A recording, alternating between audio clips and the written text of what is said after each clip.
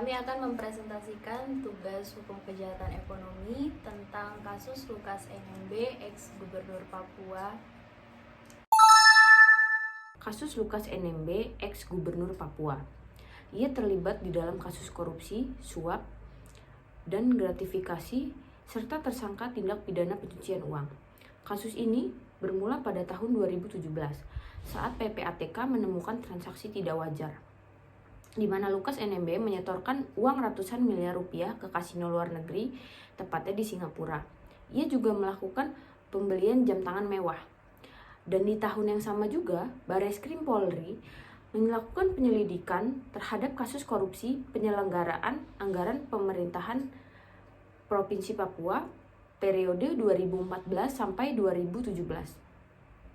Kasus ini berhubungan dengan sejumlah proyek yang bersumber dari anggaran pendapatan belanja daerah Provinsi Papua. Setelah itu, 5 tahun berlalu, pada tahun 2022, akhirnya KPK menetapkan Lukas NMB sebagai tersangka. Ia ditetapkan sebagai tersangka kasus suap dan gratifikasi sebesar 1 miliar rupiah.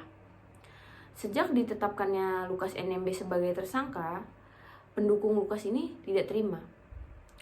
Kemudian di tahun yang sama 2022 KPK melakukan beberapa pemanggilan terhadap Lukas.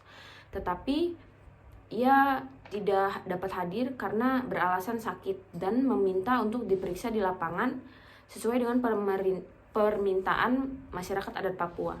Setelah kurang lebih 5 bulan berlalu, akhirnya pada tahun 2023, tepatnya tanggal 10 Januari 2023, akhirnya KPK berhasil membawa atau menangkap Lukas NMB ini di kota Jayapura.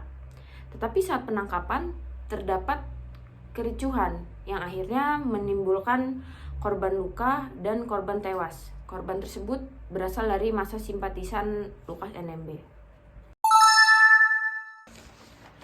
Subjek hukum yang didapat yaitu Lukas NMB, SIP, MH. Objek hukumnya adalah uang tunai, 3 unit apartemen, 8 bidang tanah, 1 unit rumah, perhiasan emas, dan 5 buah mobil. Kamis 19 Oktober 2023, Pengadilan Tindak Pidana Korupsi Jakarta Pusat menjatuhkan hukuman pidana kepada Lukas NMB selama 8 tahun dan denda sebesar 500 juta rupiah, subsidiar 4 bulan.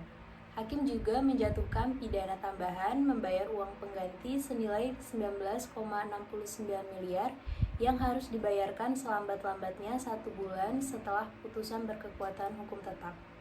Selain kasus suap dan gratifikasi, Lukas NMB juga dijerat kasus tindak pidana pencucian uang yang saat ini sedang bergulir di tahap penyidikan KPK, di mana Lukas NMB dapat diancam pidana penjara selama 20 tahun dan denda sebesar 10 miliar rupiah.